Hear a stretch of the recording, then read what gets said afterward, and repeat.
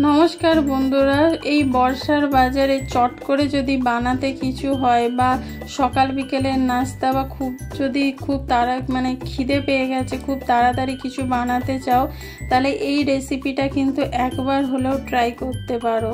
একদম এক ঝটকায় কিন্তু রান্নাটা হয়ে যাবে, খেতে লাগে অসাধারণ।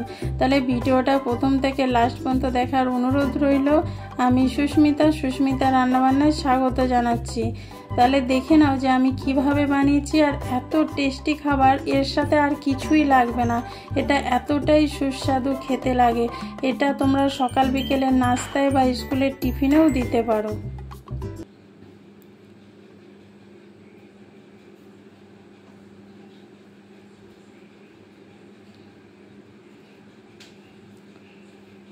এখানে আমি একটা বাউল নিয়েছি, তার মধ্যে দিয়ে দিচ্ছি, দেখো দুটো সেদ্ধ করা আলু আমি গ্রেট করে নিয়েছি, সেটা এই বাউলের মধ্যে আমি দিয়ে দিচ্ছি। আমি সেদ্ধ করা আলু এখানে ব্যবহার করেছি। এখানে আলুটা দিয়েছি, দেখো চামচের সাহায্যে একটু আমি চেপে চেপে দিচ্ছি, যদি কোথাও ডালা ডালা অংশ থেকে যায় যেন সেটাও ভালো করে ম্যাশ হয়ে যায়, সেই জন্য আমি এখানে চামচে করে একটু ভেঙে ভেঙে দিচ্ছি। এবার এর মধ্যে কিছু মশলা দিয়ে দেবো। দেখো এখানে কিছু মশলা নিয়েছি, কাঁচা লঙ্কা কুচি দিয়েছি, ঝালটা নিজেদের পছন্দ মতো। তারপরে এখানে দিয়ে দেবো, দেখো 1 চামচ ধনে গুঁড়ো, তারপরে দিয়ে দেবো জিরে গুঁড়ো, তারপরে দিয়ে দিচ্ছি আমি এখানে একটু ঝাল লঙ্কার গুঁড়ো, এটা ঝাল ঝাল করছি। আর এইটা দিচ্ছি কাশ্মীরি লঙ্কার গুঁড়ো, জাস্ট কালারের জন্য। এবার একটু দিয়ে দেবো ম্যাগি মশলা, এটা যাতে একটু চটপটা স্বাদ হয় সেই জন্য এখানে একটু ম্যাগি মশলা দিয়েছি। এবার স্বাদ মতো নুন দিয়ে দেবো।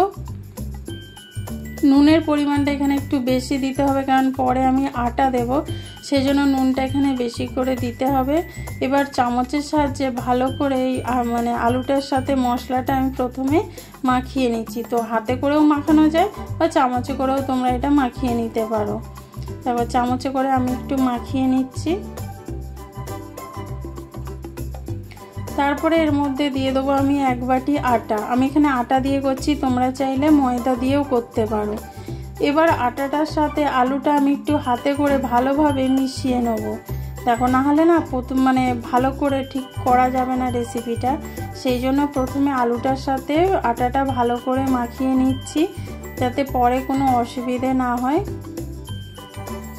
এইভাবে প্রথমে হাতের সাহায্যে আমি এটা মাখিয়ে নিচ্ছি। এটা এত তাড়াতাড়ি রান্নাটা হয়ে যায়, যদি তোমাদের খুব জোর খিদে পায় চট করে বানিয়ে দিতে পারো, সকাল বিকেলের নাস্তাতে বানিয়ে দিতে পারো, স্কুলের অফিসের টিফিনেও কিন্তু বানিয়ে দিতে পারো। এবার এখানে মাখানো হয়ে গেছে। এবার এর মধ্যে দিয়ে দিচ্ছি একটুখানি আমি হলুদ গুঁড়ো। প্রথমে হলুদ গুঁড়োটা দিতে আমি ভুলে গেছিলাম, সেই জন্য এখন আমি দিয়ে দিচ্ছি। এবার এর মধ্যে দিয়ে দিচ্ছি অল্প অল্প করে জল দিয়ে আমি একটা ঘন ব্যাটার তৈরি করে নেব। দেখো এখানে আমি চামচের সাহায্যেই করে নিচ্ছি। দেখো অল্প অল্প করে জল দিয়ে, কোথাও একবারে জল দিয়ে দিলে না ভালো করে মেশানো যাবে না, সেই জন্য আমি অল্প অল্প করে জল দিচ্ছি, যাতে কোনো ডালা ডালা অংশ না থাকে। ভালোভাবে এইভাবে জল দিয়ে অল্প করে একটা ঘন ব্যাটার বানিয়ে নাও। কীরকম ব্যাটারটা বানাতে হবে তোমাদেরকে আমি সেটা দেখিয়ে দেবো। সব সময় আমাদের রুটি আটা মাখাও, রুটি করো, তরকারি করো, সম্ভব হয়ে ওঠে না। যদি চট করে এইরকম একটা চটজলদি রেসিপি বানানো যায় তাহলে খুব ভালো হয়। দেখো এইভাবে, দেখো একটা বড় চামচ দিয়ে আমি মিশিয়ে তোমাদেরকে দেখাচ্ছি, দেখো কতটা ঘন হয়েছে। আর এইভাবে একটু ফেটিয়ে নেবে, তাহলে যত ডালা ডালা অংশগুলোর যদি থাকে ভালোভাবে মিশে যাবে। আর এইটা যত ফেটানো হবে তত কিন্তু নরম সফট একটা তৈরি হবে, সেই জন্য এরকমভাবে একটু ফেটিয়ে নিলে খুব ভালো হবে। যত এরকমভাবে ফেটিয়ে নেবে ততই কিন্তু রেসিপিটা খেতে ভালো লাগবে। দেখতেই পাচ্ছ কালারটাও কত সুন্দর এসেছে, আর এর মধ্যে আলু আছে, সব মশলা আছে, অতএব এইটার জন্য কোনো আলাদা করে তরকারি লাগবে না। তোমরা এমনিও খেতে পারো বা কোনো সস দিয়েও বা চাটনি দিয়েও তোমরা এটা খেয়ে নিতে পারো। এইটা ভালো করে মিশিয়ে নিয়েছি। দেখতেই পাচ্ছ। এবার এর মধ্যে দিয়ে দিচ্ছি আমি একটা কোচানো পেঁয়াজ, ছোট ছোট করে কুচিয়ে নিয়েছিলাম সেইটা। এবার ভালো করে যখন সব মিশে গেছে, এবার এর মধ্যে আমি পেঁয়াজটা দিয়ে দিচ্ছি, দিয়ে আবার ভালো করে মিশিয়ে দেবো। পেঁয়াজটার সাথে আলুটা দিয়ে মানে মশলাগুলো দিয়ে খেতে খুব ভালো লাগে। তোমরা যদি চাও পেঁয়াজটা নাও দিতে পারো, প্রথমে যেভাবে দেখালাম সেইভাবে করেও কিন্তু তোমরা রেসিপিটা করতে পারো। তারপরে তোমরা আর পেঁয়াজ চাইলে কিন্তু পেঁয়াজও দিতে পারো। আমার কাছে ধনেপাতাটা ছিল না, তাই আমি ধনেপাতা দিইনি। তোমরা কিন্তু এখানে ধনেপাতাও অ্যাড করতে পারো। দেখো ব্যাটারটা দেখে নিয়েছো, এইরকম করতে হবে। এবার আমি এই কড়ার মধ্যে তেল দিয়েছি, তেলটাকে দেখো ভালো করে আমি লাগিয়ে নিয়েছি। আমি হাফ চামচের মতন তেল দিয়েছি, তেলটা ভালো করে লাগিয়ে নিয়েছি। তেলটা গরম হয়ে গেলে তারপরে এই যে ব্যাটারটা আমি বানিয়ে রেখেছি, এখান থেকে একটা বড় চামচে করে এখানে 2 চামচ দিয়ে দেবো। দেখো এই যে 2 চামচ আমি দিয়ে এবারে এই চামচের পেছনের দিকটা দিয়ে একটু ভালো করে ঘুরিয়ে দেবো গোল করে। দেখো গোল করে ঘুরিয়ে দিয়ে মিডিয়াম আছে এটা হতে দেবো। যতক্ষণ না ওপরটা শুকনো হয়ে যাচ্ছে ততক্ষণ কিন্তু তোমরা একদম উল্টাবে না, তাহলে কিন্তু মানে ছিঁড়ে ভেঙে যাবে।